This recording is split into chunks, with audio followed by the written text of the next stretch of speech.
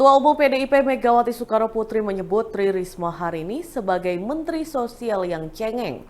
Hal itu ia sampaikan dalam Rapat Kerja Nasional atau Rakernas 5 di Beach Cities International Stadium Ancol, Jakarta Utara pada Minggu 26 Mei 2024. Awalnya Megawati menyapa sejumlah kader PDIP yang hadir saat memberikan sambutan penutup. Namun saat menyapa Risma, ia menyebutnya dengan cara yang cukup berbeda. Mendengar hal ini, Risma hanya sedikit tersenyum sambil terus menyimak sambutan Megawati. Diketahui salah satu momen Risma menangis yang tersorot publik adalah ketika ia mendengarkan cerita tentang seorang lansia berusia 90 tahun yang hidup sebatang kara, tetapi tidak menerima bantuan sosial atau bansos. Momen itu terjadi dalam rapat kerja Komisi 8 DPR yang dihadiri oleh Risma pada Selasa 19 Maret 2024 lalu. Semua berawal dari cerita anggota Komisi 8 DPR dari fraksi Golkar, M. Ali Ridal. Ia menceritakan kisah pilu seorang lansia berusia 90 tahun bernama Semi. Di momen inilah Risma tampak mulai menutup mulutnya dengan tisu dan meneteskan air mata. Ridho menyampaikan bahwa Semi hanya salah satu warga tidak mampu yang ditemuinya. Namun ia meyakini Risma sebagai menteri tentu banyak menemukan kasus serupa. Melalui cerita tersebut, Ridho lantas merasakan bagaimana beratnya Risma bekerja menangani rakyat miskin di Indonesia. Ia pun berharap segera ada perbaikan dalam data terpadu kesejahteraan sosial atau DTKS untuk mengatur jumlah warga yang semestinya layak menerima bantuan. Perlawanan Islam di Lebanon melakukan beberapa operasi terhadap tentara pendudukan dan posisinya di perbatasan Palestina yang diduduki pada Minggu 26 Mei 2024. Dikutip dari Al-Mayadin, perlawanan menargetkan markas besar Batalion Tentara Israel di Barak Liman dengan peluncur roket. Serangan dilakukan sebagai tanggapan atas pembunuhan yang dilakukan oleh pendudukan di kota selatan Naqoura. Hizbullah juga mengebom pemukiman Kiryat Shmona dengan rentetan roket Falak dan Katyusha. Mereka juga menargetkan bangunan kedua yang digunakan oleh tentara pendudukan di pemukiman Avivim. Media militer Hizbullah pun menerbitkan adegan yang mendokumentasikan serangan terhadap dua bangunan tempat tentara Israel tinggal. Dalam video tersebut, sejumlah ledakan terjadi di mana-mana. Selain itu, selama 2 hari berturut-turut, Israel mendapatkan serangan ganas dari pasukan Hizbullah Lebanon.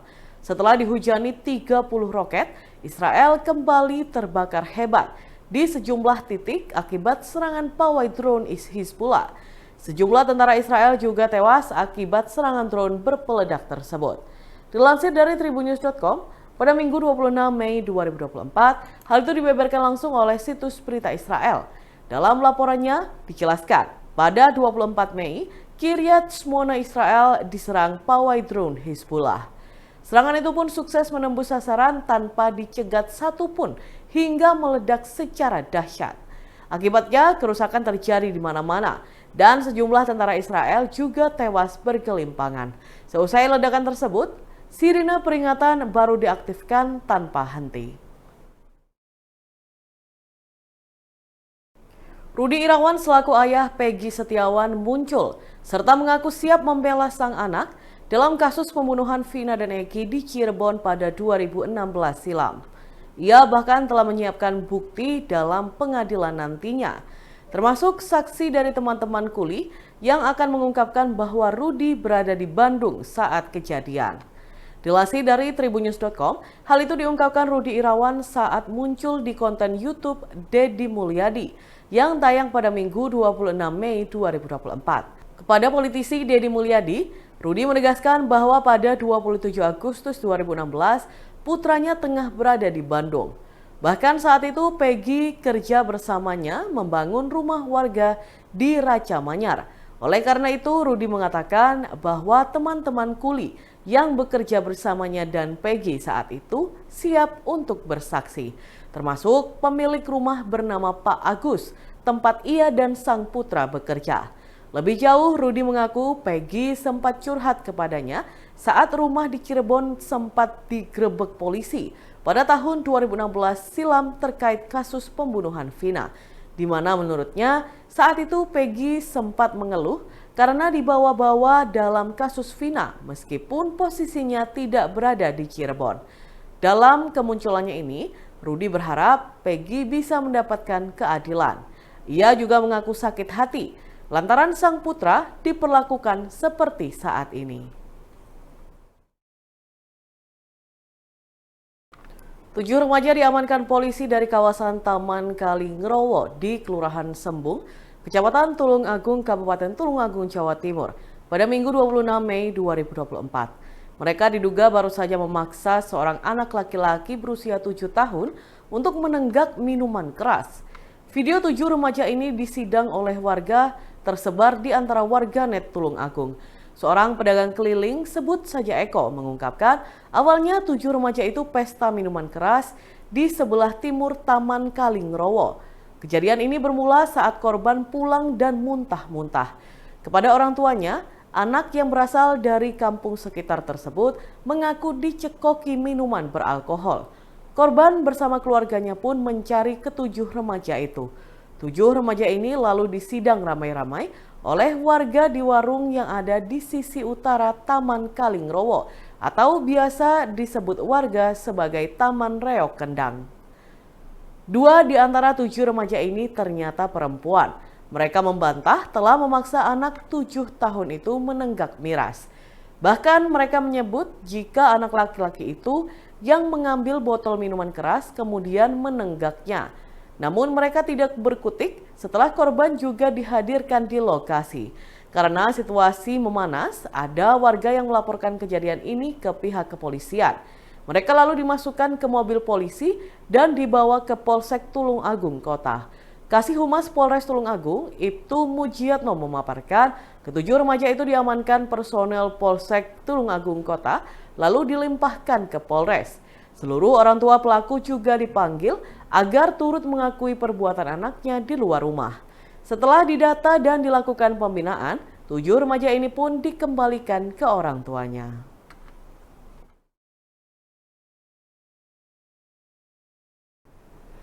Tim Jatantras Polda Jawa Timur berhasil menangkap 3 pelaku teror penembakan misterius dengan menggunakan alat diduga airsoft gun yang membuat sejumlah sopir truk di ruas jalan tol Surabaya-Sidoarjo terluka. Informasinya, ketiga pelaku tersebut telah ditangkap pada pekan lalu. 1 di antara 3 orang tersebut merupakan pemilik mobil, 2 lainnya merupakan eksekutor penembakan.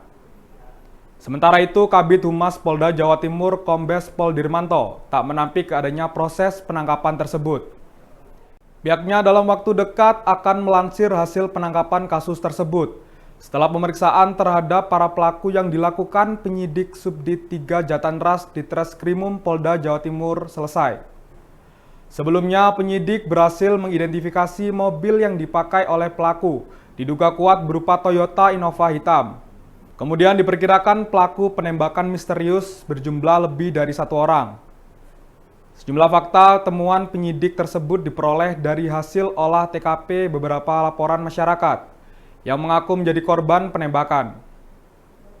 Dirmanto menuturkan kepada awak media, TKP penembakan tersebut terjadi di beberapa tempat, salah satunya di wilayah Tol Waru menuju Surabaya dan Wiyung.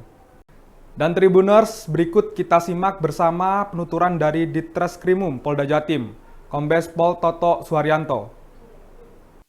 Itu telah menetapkan 2 tersangka dan 1 anak yang berhadapan dengan hukum. 2 tersangka yang sekarang ini kita rilis. Pertama, NBL, usia 20 tahun, kemudian perannya sebagai pengemudi mobil saat melaksanakan aksi, kemudian melakukan penembakan terhadap korban AR dan korban RW yang tadi saya sampaikan, sekaligus sebagai pemilik senjata airsoft gun.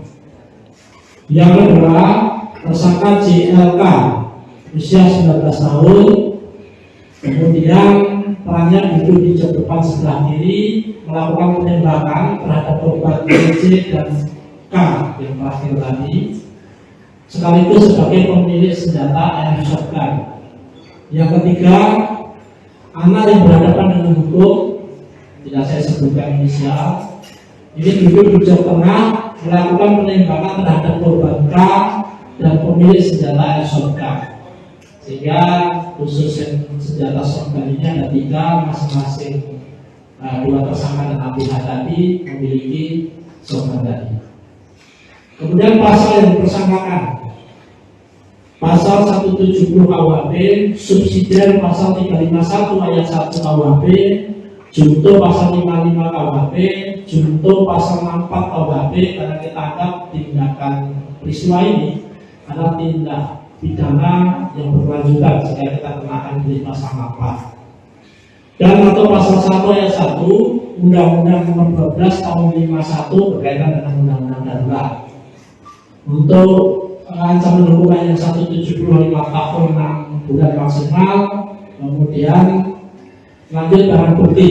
Nanti barang bukti rekan-rekan bisa langsung lihat di depan, termasuk berkaitan dengan peluru yang digunakan pada tes tentu karet, termasuk mobil ada di depan, nanti bisa rekan-rekan ambil di depan. Kemudian pertanyaan berikutnya adalah tentang asal usul shotgun.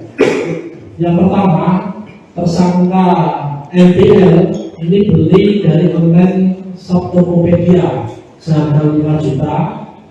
Tersangka JLK beli dari Kenan dengan tukar tambah lampu mobil dan uang 7 juta. Kemudian tersangka anak berhadapan hukum yang tadi saya sebutkan beli dari tersangka NBL seharga 5 juta.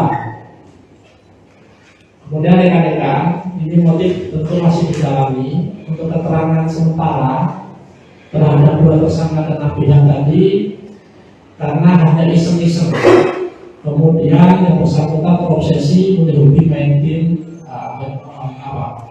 online. Saya kira itu rekan-rekan. Mungkin ada pertanyaan, dipersilakan. Download Tribun X sekarang, menghadirkan lokal menjadi Indonesia.